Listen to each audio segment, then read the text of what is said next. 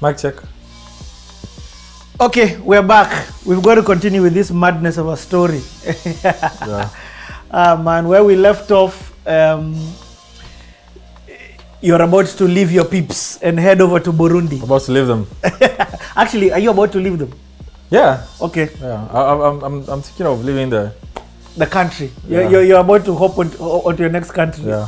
Okay, let's continue with this story from Burundi. Yeah. So the guys, the sister company in Burundi asked me whether I'll be willing to help them set up their new radio station.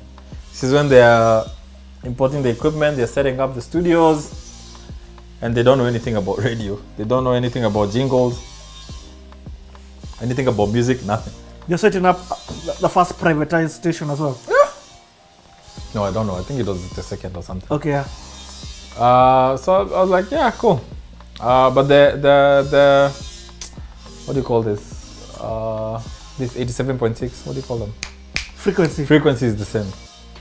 Yeah, so it was easy. So like, you know what? First of all, if you're going to use the same frequency, I've got half your jingles because I made the first jingles for the other radio station. Yeah. That's one.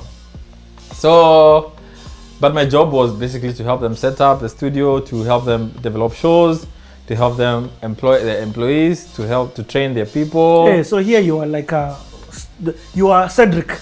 Yeah, I'm the MD now. Cedric. Oh, yeah.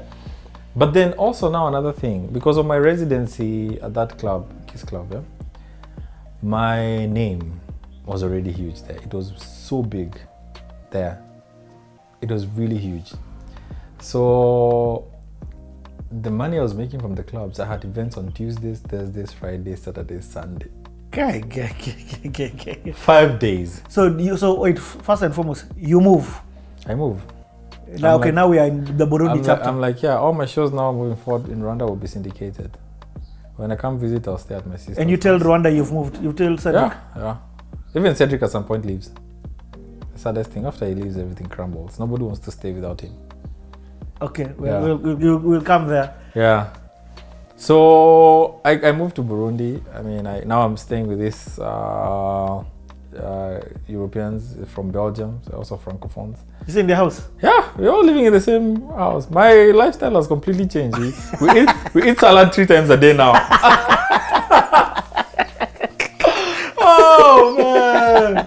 Huh? All meals have bread. and you're not painting your room. Yeah, the mattress is a bed. Yeah, and a cheese sandwich is a thing. So my life has completely changed now. So yeah, so I moved. I'm staying with these guys. So every Friday, I go to their club, and then Saturday I go to their club, and then all these other days I can work for any other clubs. But I still live with them. So I don't pay rent, I just contribute a few things here and there. And every Sunday morning after the Saturday night club, we go fishing. Every Sunday. Yeah? So we've got our own boat. We go to Lake Tanganyika, in the middle of the lake, close to the Congo side. And then we fish from there, some nice fish. We come, that's our Sunday lunch. We eat lunch, we go sleep now. At the fishing? Yeah. I do fish up to this day, yeah. That's what I do. That's where it started. Yeah, that's where it started. It's a lifestyle now. So yeah. So this radio station is paying you? Yeah, they're paying me. They're paying me how much? It's more money, like $500 a month. Yeah. So. But then also the clubs are paying you. Clubs are paying me in thousands now. Thousands of dollars. Yeah. So I'm not even collecting my salary from this day job. It's just accumulating. Because they used to pay me cash. I was like, collect it, and I collect it. So yeah, so I stayed there. We built the radio station. It grew. It did very well. We started introducing English stuff. I had a show there. So I've got shows now in Burundi, radio shows. I've got radio shows in Rwanda. I've got a TV show in Rwanda. And now our channel in Rwanda is put on Canal Plus. You know what Canal Plus, like the DSTV of the French people. Now it's there. So now it's really huge in the Western, in the French countries, yes. The Francophones, yeah. So Benin, all those countries, yeah. So yeah, so my events in Burundi were way more successful. I started now doing private beach parties because we've got a beach there. and the life there was a bit better, and I was making more money there. But unfortunately, after the elections in Burundi at some point, I don't know whether it was 2013 or 2014, a civil war. There's like some serious issues. The president comes back. Yeah. A lot of alleged rigging and so on. It becomes a big deal. So you're there during this time? I'm there, but then it becomes too dangerous. I have to leave. So I don't want to go back to Rwanda. So I go back to Kenya. Oh man. Yeah. So everything, even the Europeans that you're with, even them, they're out, they leave. No, they're there. But club scene is not doing so well because of insecurities. Yeah. There are curfews here and there. I mean, guys are being shot left, right, and center. You don't want to go through that. The clubs can no longer afford to pay you what you're asking for. There's no events. There's no events. So the economy just crumbles, and I'm like, you know what? On to the next one. Got on a flight back to Kenya. Where's your sister this time? Rwanda. She's still in Rwanda? Yeah. With Cedric? Yeah, I think Cedric had also just left. Okay. Cedric got tired and he packed and left. Yeah. So I think he hit a point where he felt like he had hit a ceiling. Yeah. So when he was out. Walker had left too now. He had started his own communication agency. It was only my sister that was left in the company. Nez has started his own production company. George is CNBC now. Huh? And then, yeah, so about when I was in Kenya for a month. During this time, I received a phone call from the radio station manager in Burundi that had left there. His name was Frank. Frank tells me, there's a Congolese guy that is interested in talking to you. And I'm like, okay, who's the guy? He goes like, can I give him your number? I'm like, yeah, cool. Give him my number. So the guy calls me maybe a day or two later. He says, when I was in Burundi, I heard the radio station. I liked how that radio station, the imaging was, how the jingle sounded, the music. So I'm from Congo, I'm from Goma. Are you able to do that for me? I've got a radio station I'm launching, and I've got some TV stations, and I need to be revamped. Are you able to do that? I'm like, yeah, sure. Then I on to the next country. Then I asked the guy, okay, so how much, so how long is the contract? It's 3 months. Okay, so these are my charges, so I'll charge you. We negotiated, settled to some small money, I think it was like $10,000 or something. That's $1 million. Yeah. And how old are you at this time? That was 2014. So you're 26. I'm 25, 26. No, I was 26. 25 there, yeah. And then now, so I tell the guy, book me a flight. I booked a flight. I went. Hold on, let me ask. When you came to Kenya, where did you stay? Airbnb. Airbnb? Yeah, my mom paid for it. So did you feel like your world had crumbled? No. Were you scared? Were you wondering what's next? I was still going to go back to Burundi. I just wanted to. Or you wanted the time away during this war? Yeah, but I knew I still have a job either way. Okay. The worst that could happen is the radio station shut down, but it wasn't going to. It's a big company. And if that was going to crumble too, I can still go back to Rwanda. Oh, okay. And get my old job back. I get it. Yeah. I get it. But yeah, so and then when I was in Kenya, I used Uber a lot. Yeah. So anything I'm doing, checking out Uber. I'm getting excited about this technology that I'm looking at here. The e-commerce conversation. Yeah. So I go. So the guy flies me to Goma. So for you to get to Goma, you have to go to Rwanda, and it's a drive, like 2 hours drive, 3 hours drive to Gisenyi. Then Gisenyi cross the border, now you're in Goma. So the guy takes me there, and so I help him revamp his radio. This process took like almost a year, and all this time I'm staying in a hotel. What? Yeah. Who's paying? Him. But it gets so boring because breakfast is the same. It's just this room. Yes, right outside the window is a beach, like Tanganyika. You can see the water and so on. But it just got so boring. But yeah, so I lived there for, it went 3 months. I think it went to 6 months. And is he paying you? Is it additional pay? Yeah. But now he's taking care of everything. Now we're friends. Now it's not only a job, we're buddies. We're talking even about how I'll look for a house there and live there. This is me. And I'm like, yeah, sure, why not? Let's go. When you said you're bored, what was there was not much happening in the city? No, do you mind? Can I? No, yeah. There was not much happening. I mean, it's the same process, but the job was exciting. I also got a radio show there, so now I've got my own radio show in Rwanda, Burundi, Congo. Oh, you're still doing this Rwanda? Yeah, and there's still payment? And yeah. Still making some small pocket Are money. you DJing now in Congo? Yeah, but not events. I only did one Congolese event and I said I'll never do it again. Why? Because they play too much Congolese music. It's like, yeah, I couldn't. Those songs go for 5 minutes, 10 minutes. Sometimes I was like, no.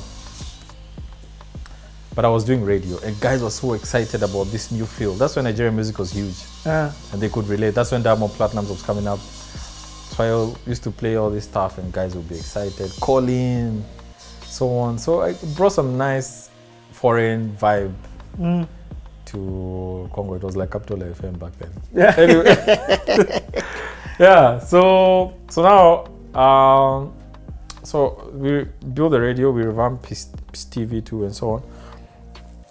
And then he says he's always excited about tech. So he's a young man. His name is Bernard. We still talk up to this day.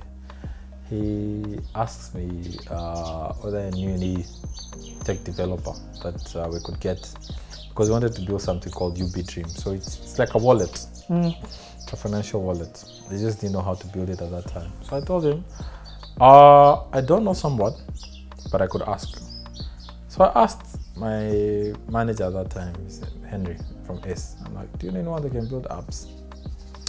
And then he said he's got one guy, some Mzungu, his name is Jens, some my partner, and I could introduce you guys.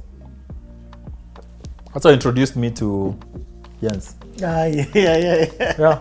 And then I remember I had seen Jens in the club. That was my first time I saw Jens in the club crossing. Yeah. Holding some vodka bottle at some event. I'm like, yeah, I saw this guy. So I said, okay, let me fly to Kenya and meet him. So I told the guy, let me go meet this guy and see whether we can discuss something. So I fly into Kenya, then Henry introduces me to, I think I stayed with Henry at that time, and Jens was staying opposite him. So we discussed, there's a guy that wants to build this thing. He doesn't have a lot of money, he'll pay $2,000. Are you okay with building some demo? The guy was like, yeah, sure. But all this time, Jens and I are building some sort of relationship, yeah? And then after that, so I'm still in Congo at this time, but then Congo is not looking, it's not exciting for me. I mean, I need to move on to the next one. So what was it? It was a bit behind. It was, first of all, it was very behind. Language, Swahili only, and it's Swahili linga. It's Watoto, yeah, you know, that's Swahili. And then I didn't see myself doing something great from that particular point. Okay, I think I was also losing patience, and I couldn't forget how Uber was cool. Yeah, so I was like, you know what, I'll take this money and I'll go back to Rwanda. So I went to stay at my sister's house. This time I'm not even doing radio in Rwanda anymore. But my mixes are still playing. So I stopped, but the guys are still playing my content. Yeah, so guys can't tell because the music is the same.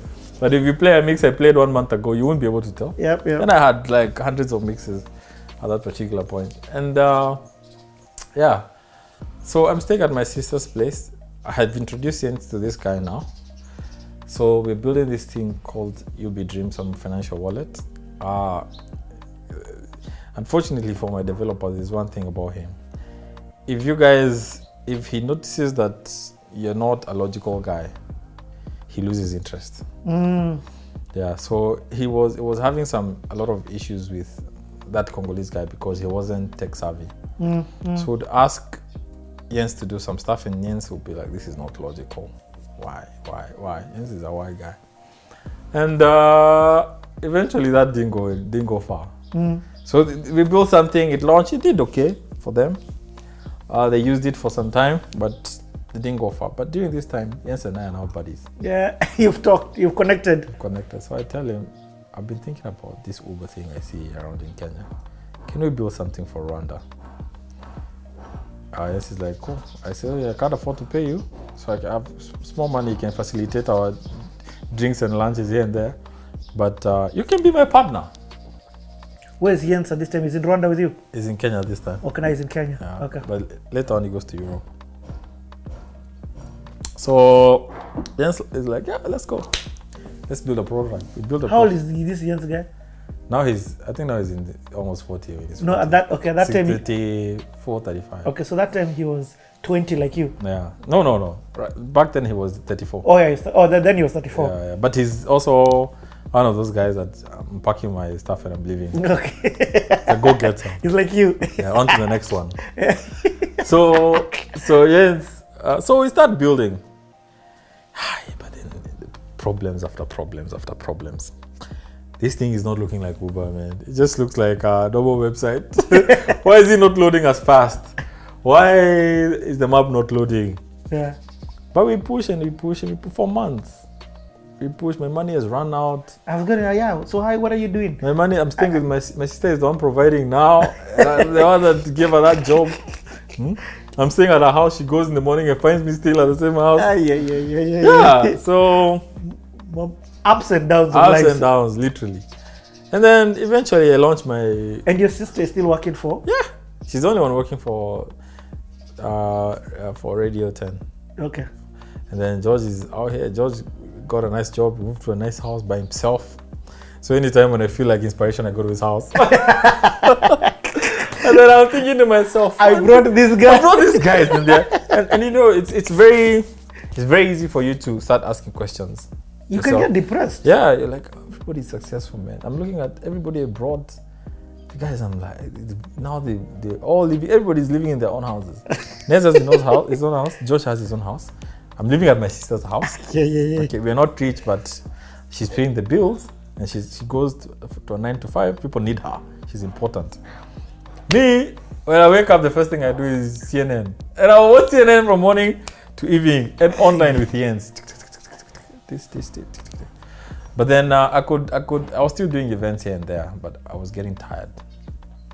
So Jens and I built a prototype, and we launch it as 250 taxi, 250 taxi. 250 is the country code of Rwanda.